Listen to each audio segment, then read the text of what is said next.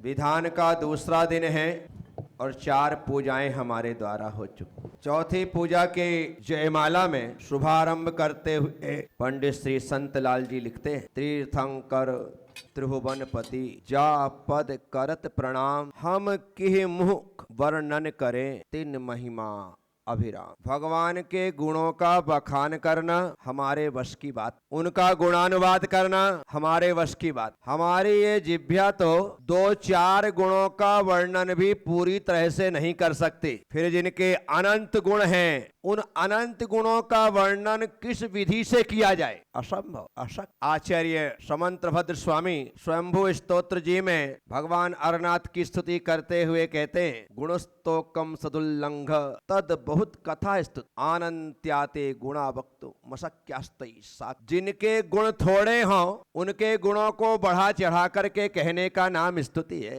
क्या कहते? कम गुणों को बढ़ा करके, गुणस्तोकम सदुल्लंघ, उसका उल्लंघन करके बढ़ा करके कहना यह स्तुति है। परंतु हे भगवान, आपके तो अनंत गुण हैं, कम को बढ़ा करके कहना स्तुति है, तो जिसके ज्यादा गुण हैं, अनंत गुण है, अब मैं उनके लिए क्या करूं? तो मेरे लिए आपकी स्तुति करना अशक्य है। आप हम सब लोग यहाँ पर सिद्ध चक्र विधान के माध्यम से भगवान की स्तुति और भक्ति करने के लिए बैठे हैं। हमारे जीवन का पल पल भी भगवान की स्तुति में लग जाए तो भी हम उनके संपूर्ण गुणों का बखान नहीं कर सकते। क्या जिंदगी का प्रत्येक पल स्तुति करे तो भी भगवान के अनंत गुणों का बखान नहीं हो सकता है। सौभाग्य हमारा, कैसे अनंत गुणों से संपन्न अनंतानंद सिद्ध परमेष्ठियों की आराधना हम उत्तम से उत्तम भावों के साथ, उत्तम से उत्तम द्रव्य के साथ करने के लिए उत्सुक हुए हैं, तत्पर हुए हैं, तैयार हुए हैं।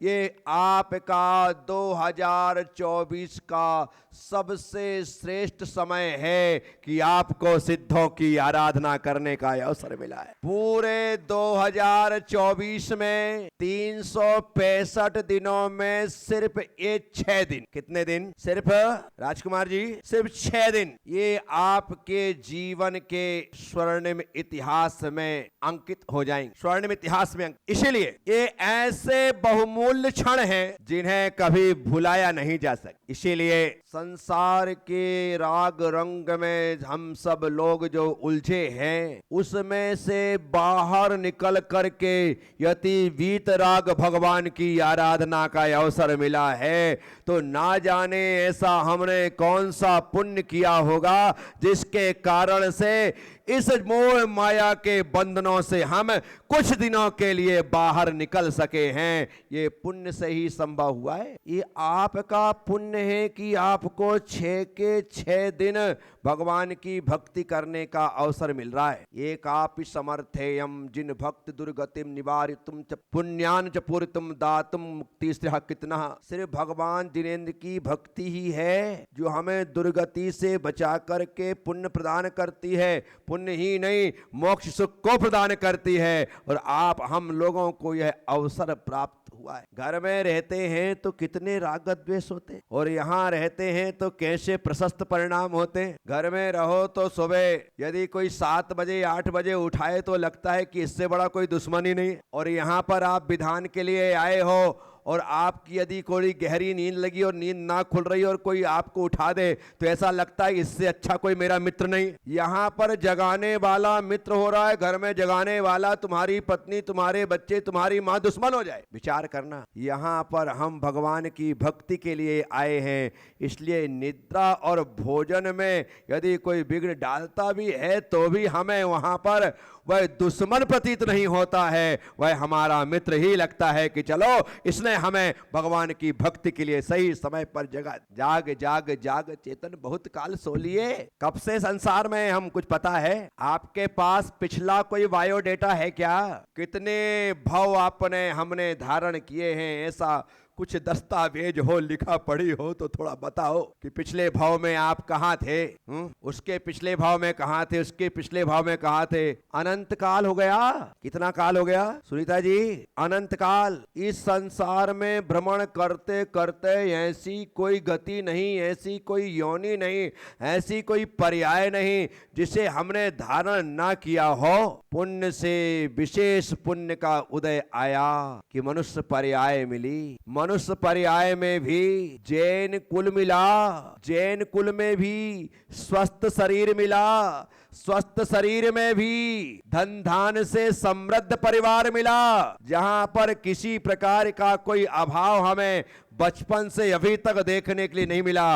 ये हमारे पिछले जन्मों के पुण्य का परिणाम है कि आज हम हर प्रकार से संपन्न हैं, तन से, मन से, धन से और जीवन से।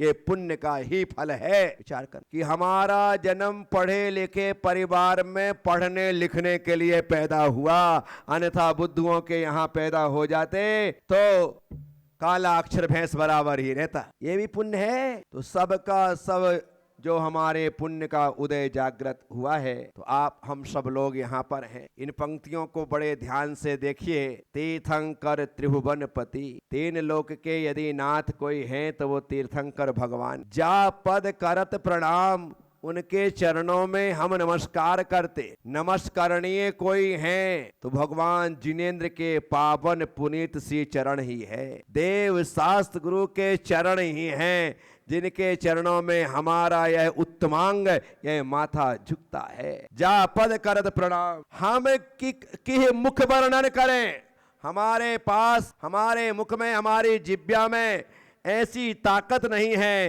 कि हम आपके गुणों का वर्णन कर सकें। तीन महिमा अविराम हमारे वश का नहीं है कि हम भगवान की महिमा का बखान। साथियों, जितना हो सके लगातार अपनी विशुद्धि बढ़ाना। परिणामों में संकलेश के कारण मिले तो भी संकलेश मत कर। कभी बिना नमक का कुछ भोजन आ जाए तो भी चुपचाप खा लेना। चुपचाप खाने का मतलब है आप विशुद्धि को बढ़ा रहे हैं, और खिसकाने का मतलब और उठ जाने का मतलब है परिणामों में संकलेश आ गया। कोई बात नहीं। अरे महारानी मैना, महासती मैना सुंदरी और श्रीपाल ने तो उपवास रख करके 8 दिन यह विधान किया था। कैसे?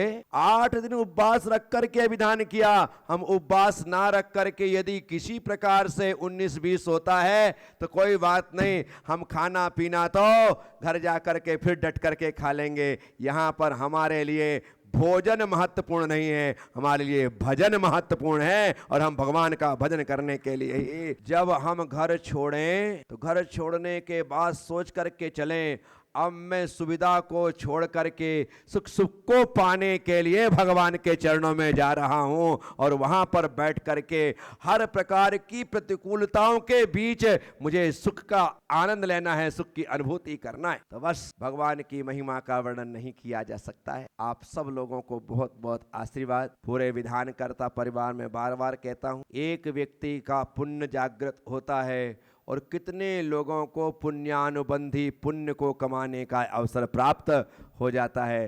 राजकुमार जी और सुनीता जी को बहुत बहुत आशीर्वाद की आपके भाव अच्छे हैं। सब लोगों को बहुत बहुत आशीष की आपकी भावना है कि आप संसार के विषयों से मुक्त होकर के भगवान के श्री चरणों में अपने आप को समर्पण करके बैठे हैं। आपकी भक्ति आपकी मुक्ति का कारण बने। बहुत बहुत आशीर्वाद, शुभ आशीर्वाद। ओम नमः। सबसे